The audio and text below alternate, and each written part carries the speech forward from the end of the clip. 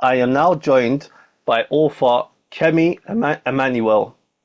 She is the author of the book called The Woman in Red, a strategic blueprint for women to rise bold, unshakable, alive as leaders. Welcome, Kemi, to the International Book Show. Before we go on to talk about your book, please introduce yourself to our listeners. Hello, Makonnen. Thank you very much for having me on your show. I'm very honored to be here. My name is Kemi Emmanuel, and I am an award-winning author and a publishing strategist. I am the founder of Kemi Emmanuel Publishing Academy, where I help people publish books. I'm a global speaker, an entrepreneur, a podcast host, and an award-winning multi-genre author. So I write in a variety of genres.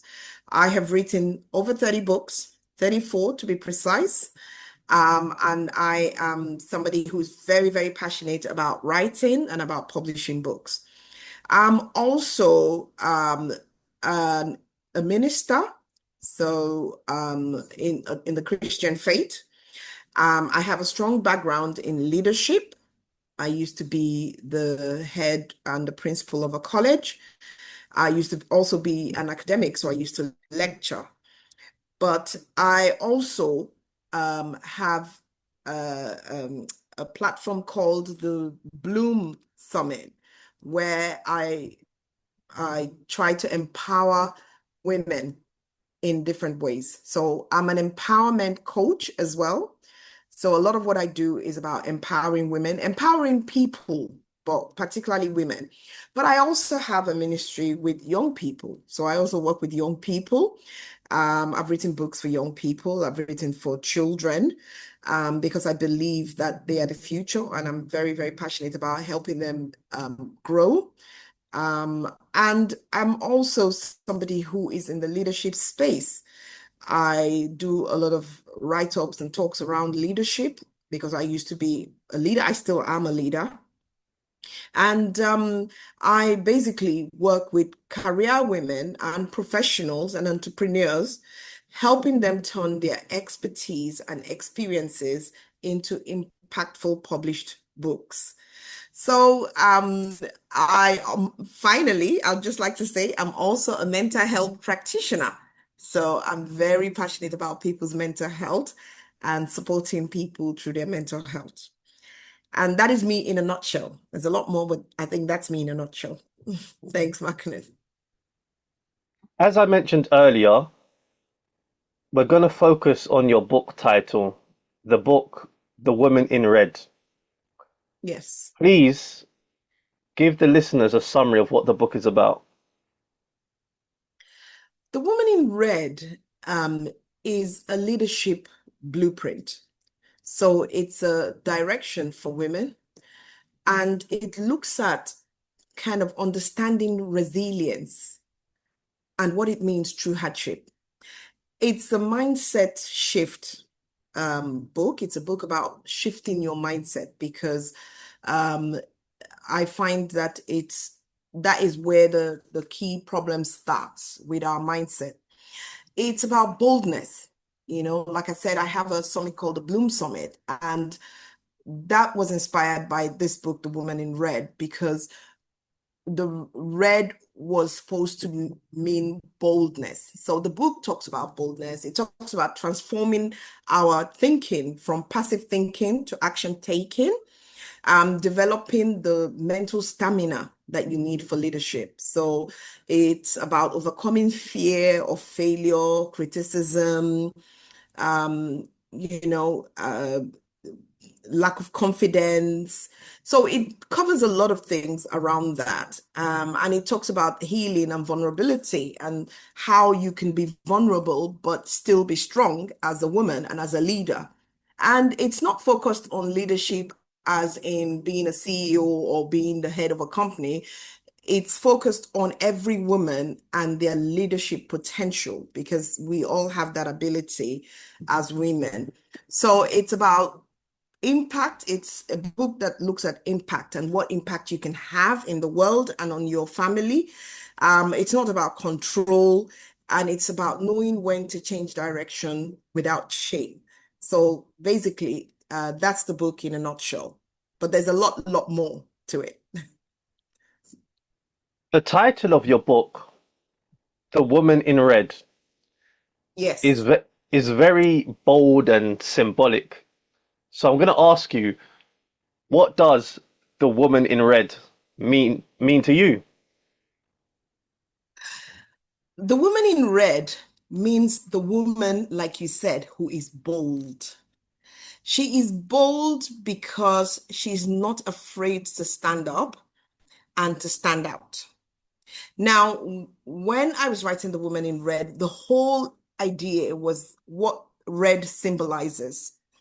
Now, a lot of people think red is danger. Yes, red can be danger, but red is a lot of positive things. Red is danger when you don't follow the instructions. So we put it as danger when there's an instruction to say, don't do it.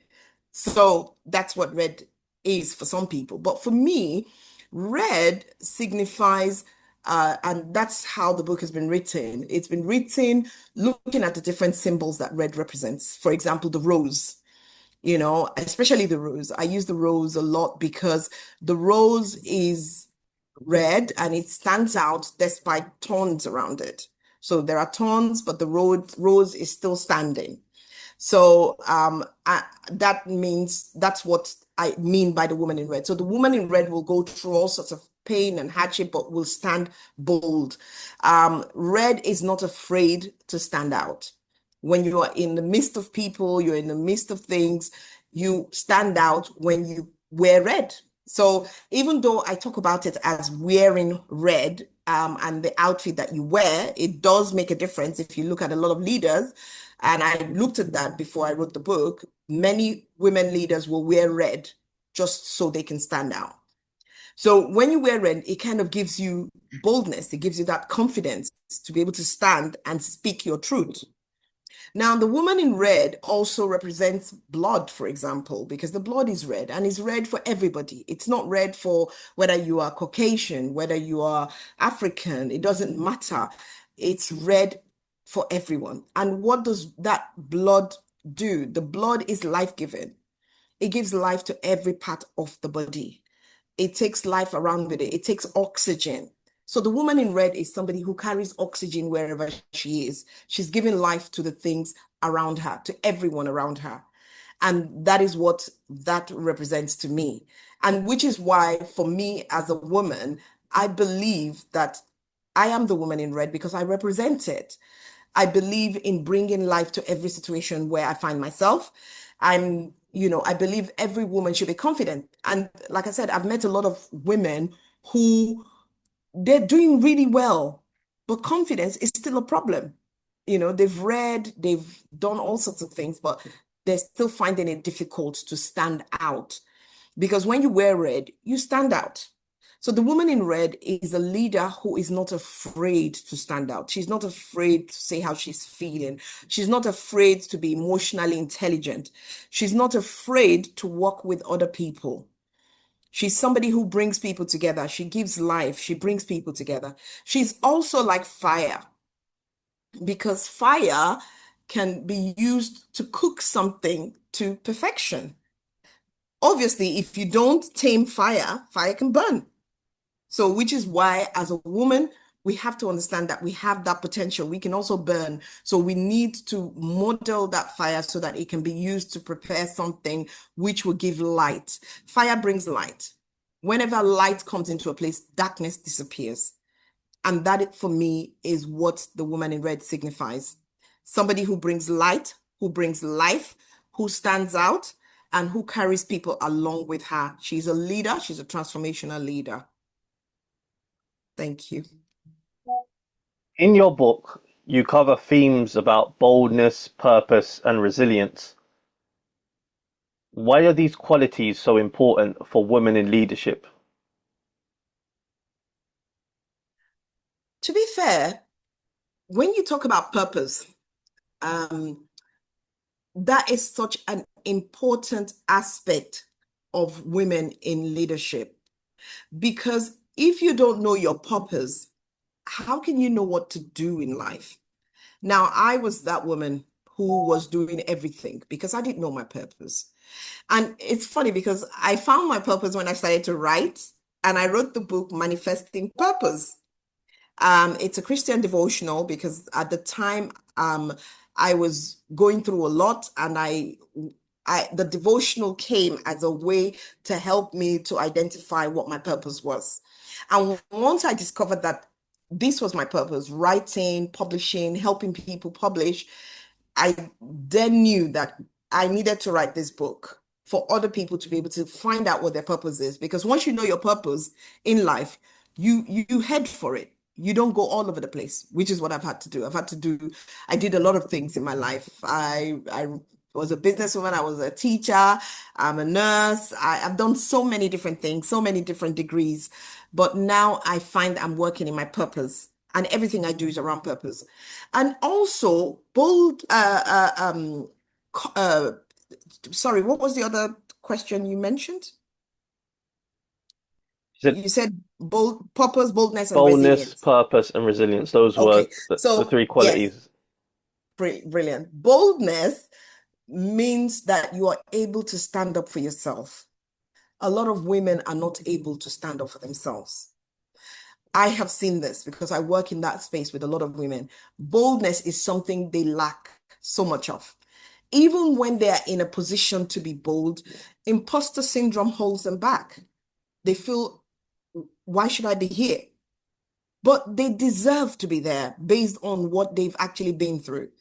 Now, one of the things I do with in my work is helping women to become bold. And that's what this book is about. It's about you realizing that once you are bold, you can make changes.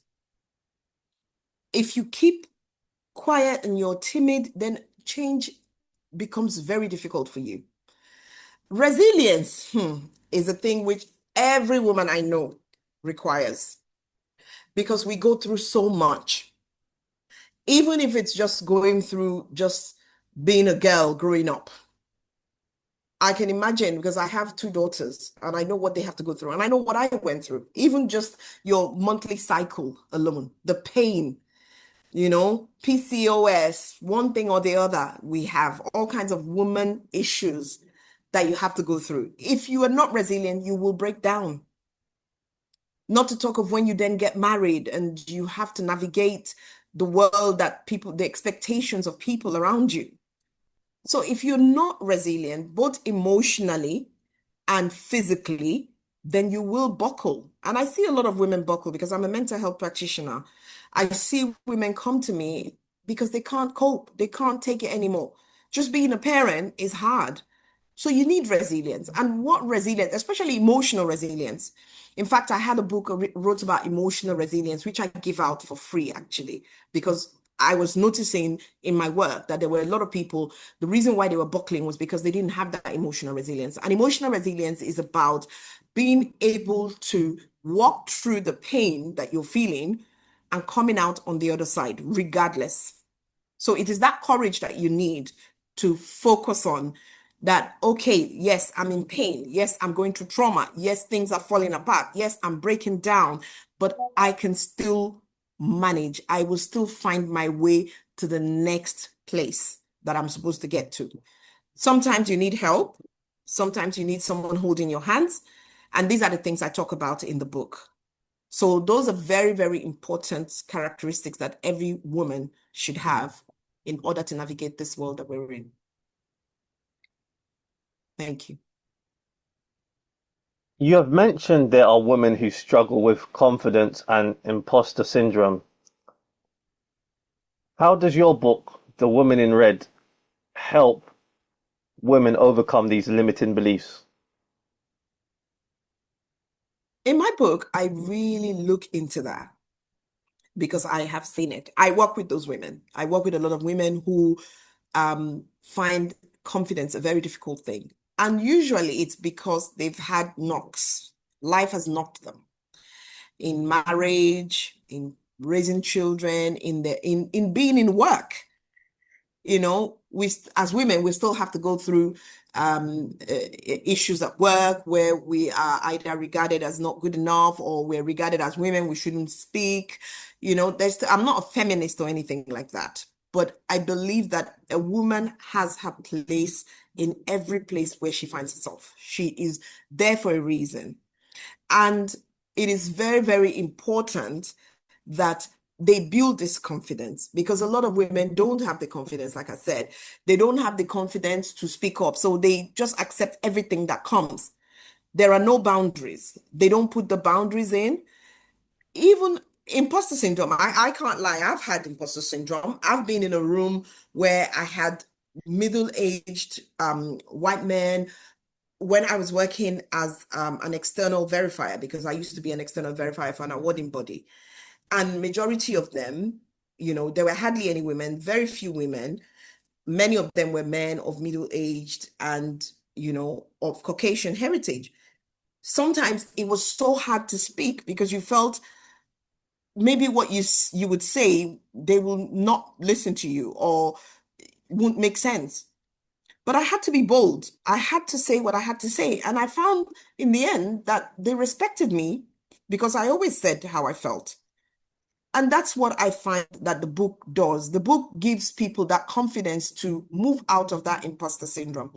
It's funny because just over this weekend, one of my clients who read the book, she said, I have read the book, and she gave me an example, and I thought, this is amazing feedback for my book, And I said to her, you must write this down. She said, I read the book. She read it on the train while she was going home. And then she said she was about to do her invoice for a client. And she was going to put a certain amount of money in it. And she felt like, oh my God, isn't this too much for the client? You understand? She was already judging how much the client was going to pay her, how much she was worth, and she was thinking it was too much, what she was asking for. She said when she read the book, and the book said to her, listen, you have to know your worth, you have to know your value, because the book talks about your worth, your value. For example, I talk about a situation where someone comes to me and says, oh, they didn't, I went for the interview, they didn't give me the job. And I said to them, if they don't give you that job, it's their loss. It's not you losing, it's them losing a worker who is very skilled, who is very valuable, because you know what you're bringing. So if they've not taken you, then you just have to feel sorry for them because they're losing something amazing. And I said the same thing in a relationship, because I had that as well. Somebody came, oh, I want to kill myself because somebody left me. I said, the person that left you has lost. They've lost a bold and an amazing thing. They've lost you. You are a rose. You are gold. Gold is tested in fire. You've been tested. You've come out, and they've lost that gold. I said to her, if you lose your gold earring, does the gold earring come looking for you? You have to go looking for that gold earring. And those are the things that I cover in the book. And she said to me, when she read that book, she decided, okay, I'm going to put my price anyway, because that's what I feel I'm worth, and see how the person reacts. And she said, to her surprise, the person said to her, you know what, why don't we, do it in batches so that, it's not too much on me in one go. But she didn't complain about the price. And this is where a lot of people fail. I also have a mentee who was saying to me, oh, I don't know how to charge the price because I feel that people will not be able to pay it. How can you then judge what people are going to pay? You have to know your worth. And this is what the book helps with. One key theme in the book is lifting others as you rise. So, why do you believe collaboration and mentorship are so important for women leaders? First of all, no one is an island. I always remind myself of that. No one truly succeeds alone.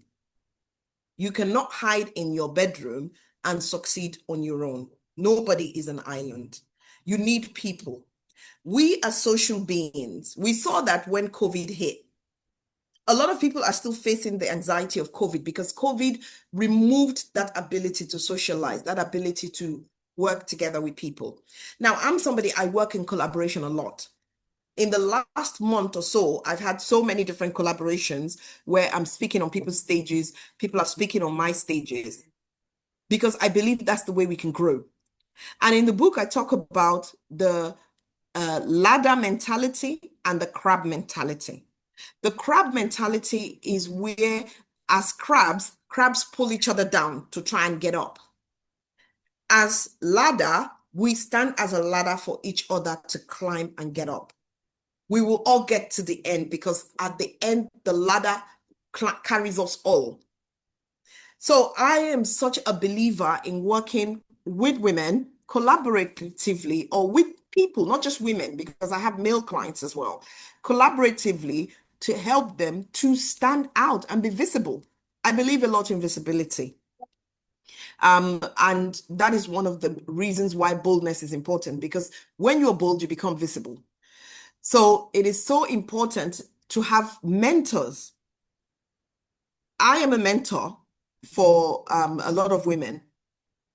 I mentor them because they know that I've been where they want to be.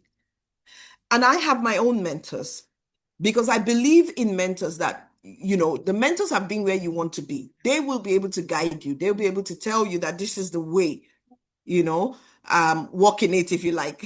I like to say that because it's a scripture in the Bible. This is the way, walk in it. Your mentor will be able to look at things from perspectives that you haven't seen. So mentorship is very, very important. As a nurse, we are trained to mentor other people. That is part of our training. You have to become a mentor as you're getting to your final year. Leadership is taught as part of our growth because we have to manage a ward. We have to mentor other people who are coming up. So every woman should have it behind their mind that the next generation requires them to bring them to where they are. Because if not, the world will collapse. We are the ones that produce the people. We bring people into the world. So it is so, so important to mentor people. It is so important to work together. Unfortunately, some women operate from scarcity or comparison or competition. We don't need to compete. We just need to collaborate. Because there's room. I always say to my clients, I say, there's room enough for all of us in the sky.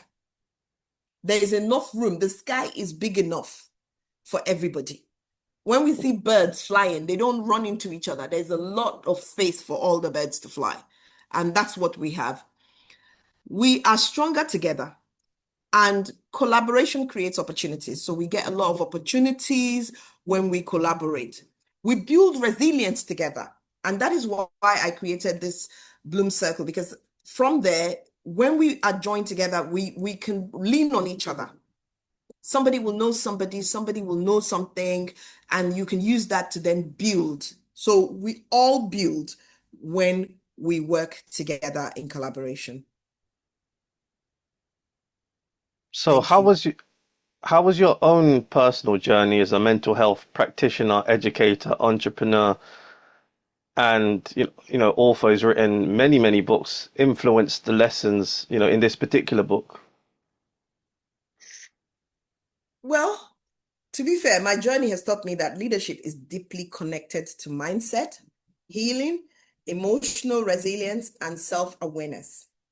Self-awareness, very, very important. I started to look inwards.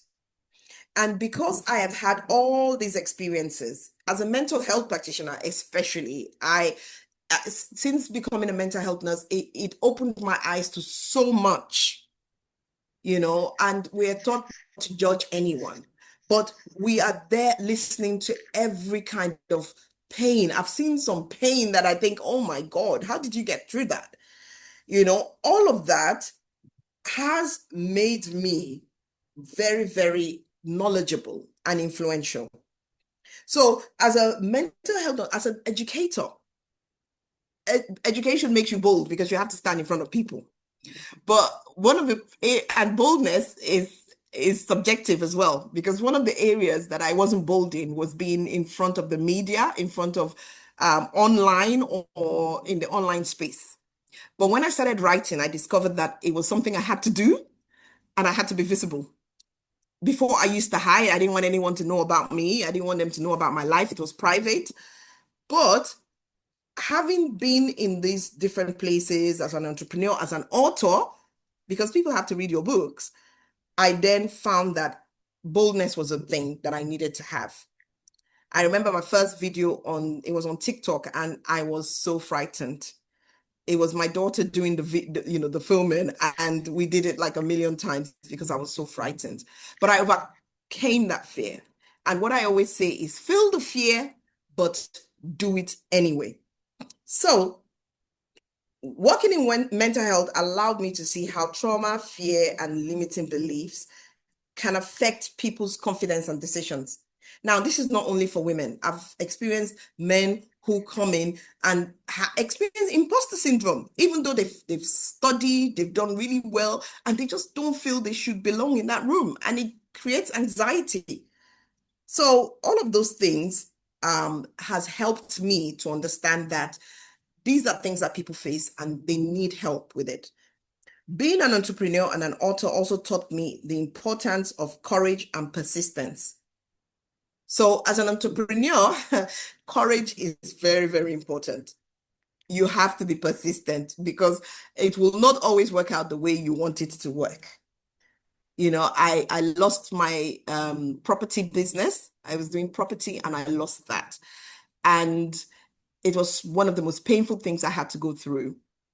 But it didn't stop me. It didn't stop me from, it almost did, to be honest, I'll be honest. But one of the things I did was through persistence, I decided I was going to continue. Here I am now with my business, still going. I have my bad days, good days, but I'm still going. And that is what influenced me to write this book, because my own personal journey is experiences for other people to learn from. What practical strategies or mindset shifts can readers expect to gain from reading your book, The Woman in Red? Well, there's a lot of practical strategies which I look at. I talk about self-care, which I think is very important, the importance of awareness, being aware of who you are. I talk about confidence building, what kind of things you can do to build your confidence. You can start small. I even looked at maybe starting within your own family. Maybe when you have a family meeting, previously you will just sit there, maybe say something. There's something I teach my children, and I say to them, a closed mouth is a closed destiny. And there was a video I showed somebody, and it was about this guy who had been following Simon Cowell, or I think was this one of his programs, and he was in the audience and he shouted, Simon, Simon, and Simon had to take notice. Now, if he had kept his mouth shut, he will not be noticed. He had been looking for an opportunity to audition, and he was given that opportunity because he opened his mouth to speak. And those are the kind of strategies that I look at in the book. So I also talk about overcoming imposter syndrome and the ways in which you can do that.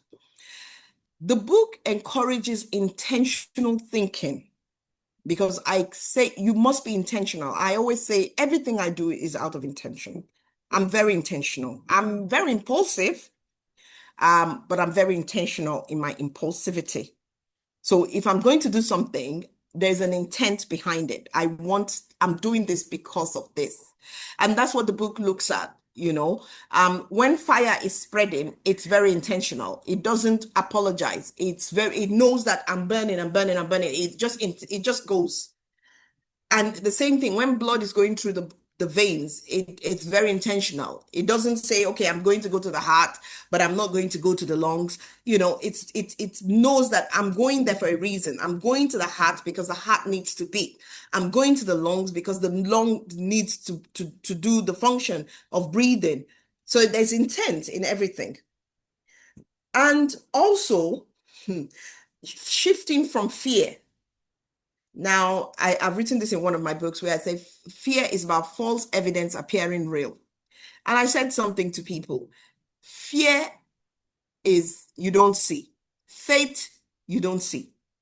You have to work by faith because faith means that there's hope.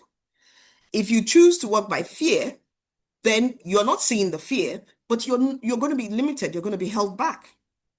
So I say to people that you can start to overcome that fear by feeling it, but doing it anyway. I remember asking one of my mentees to do a video.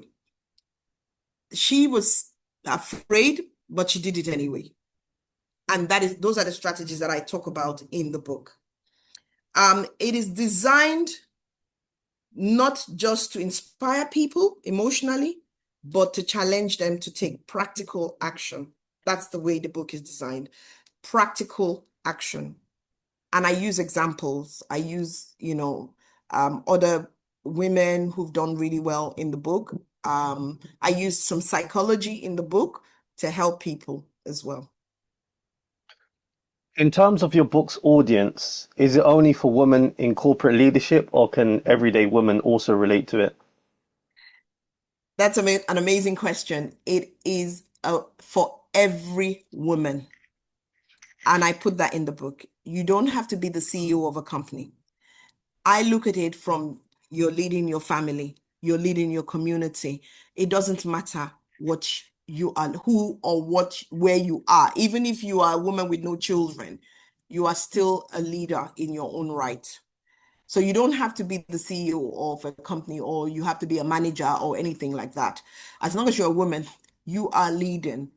And I remember there's a review on the book on Amazon. And that was what the woman said in that review. I was so happy because it hit the mark. She said, this book is for every woman. She said, it doesn't matter whether you're the CEO or you're not, or whether you are, wherever you are, you're a cleaner, it doesn't matter what you are. This book is for every woman. And when she said that, I knew I'd done my job. Because for someone to read your book and get the essence of what the book is about, it made sense to me. No, it is for every woman and both young women, every girl who sees themselves as in that place where they need to represent themselves and other people. So if there was one message that you would want every reader to walk away with after reading your book, The Woman in Red, what would it be? One message. I would want every reader to know that they do not need the world's permission to become who God created them to be. They were made for purpose. Their voice matters. It doesn't matter where you are, your voice matters because some of the things that you would say to people would change lives. Your story matters. So it doesn't matter whether you've been through trauma, whether you've been through pain, those stories matter because they can change other people's lives. And I say this to every woman I work with. Your story can be what somebody listens to, and then their life is changed. They now say, oh, if this person can do it, so can I. And I would like them to take away that they are not called to shrink, hide, or settle for less. They are called to rise boldly, lead purposefully, and leave a legacy that impacts generations. So they are here to impact generations. As a woman, that's what we do. We bring life. So we impact generations. As a mother, you're kind of like the first port of call for every child, every human being. They take their cues from you. So you have influence anyway. So as long as you are in that place of influence, I want you to take away from this book that your influence matters and your voice matters. Thank you. Many people define success through titles or achievements. How do you personally define what a successful woman looks like? For me, a successful woman is not achievement, because there's a lot of people with achievements who don't still feel that they are successful. A successful woman is somebody who knows herself and is happy in herself. She is bold. She is limitless. She owns her own mindset. She works well with other people. And she is taking control of her own life. That is success. You are able to manage your emotions. You are able to manage your health. You are able to manage your family. You are whole. That is success. So you don't have to have a lot of money, but if you feel satisfied in yourself, you feel happy in yourself, you feel whole in yourself, regardless of what is happening around you, and you are blooming like the rose. There's hardship around the rose. The rose has to go through the earth. There's worms in there. There's all sorts of things. Although she has roots, she has to drag from different places. That's what the rose has to do to be able to bloom. Then while you have the thorns around it, the rose is standing tall, blooming. And that is success. A blooming rose is successful because she's there, it doesn't matter what's around her, she's blooming. And that is what I term as success. When you found yourself and you are whole and happy in yourself. What misconceptions about successful women were you hoping to confront or dismantle through your book?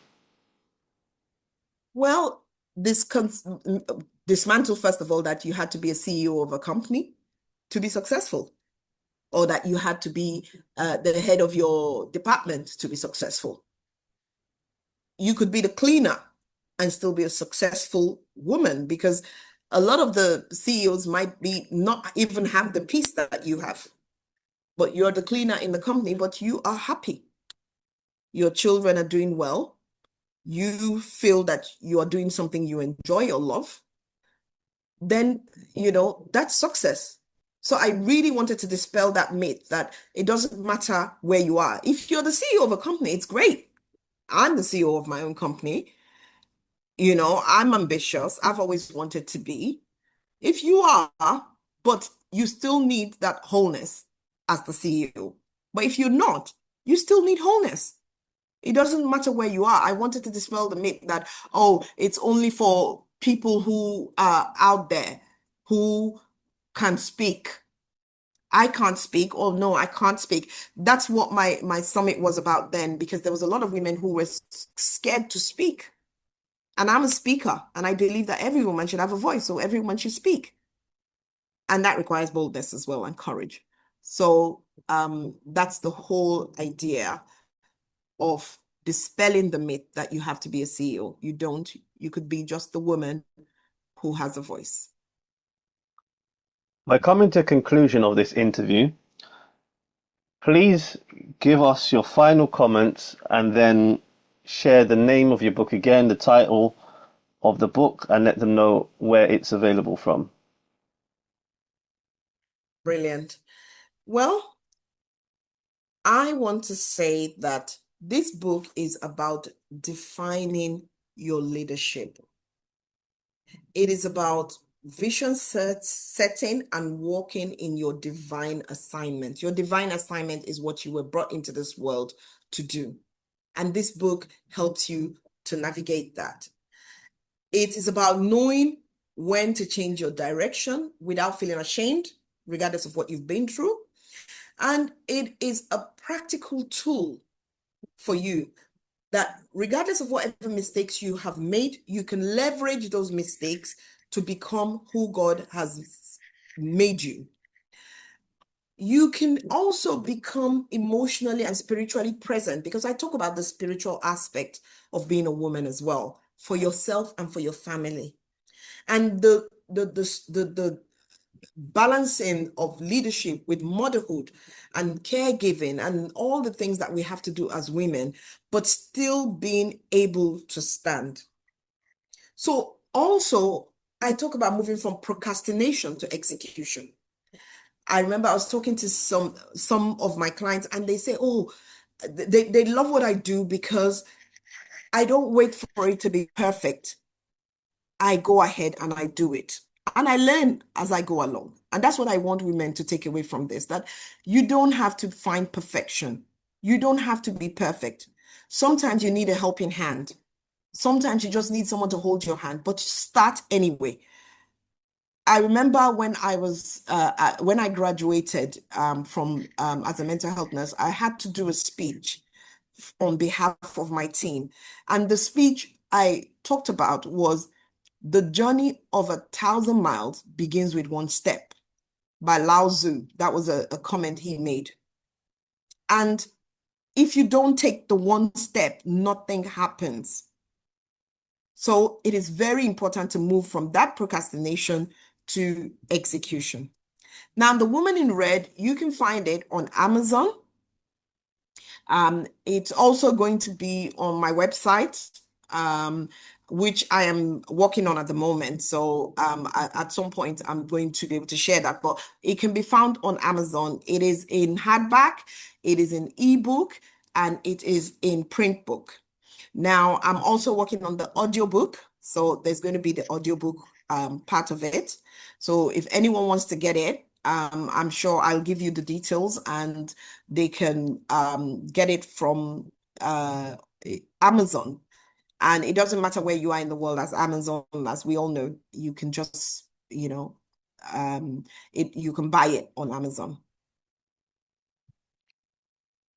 And the author of the book is Kemi Emmanuel. So Emmanuel, yes. Emmanuel. thank you, Kemi, for joining me on this edition of the International Book Show. Thank you so much. Thank you so much for having me. It's been a real pleasure.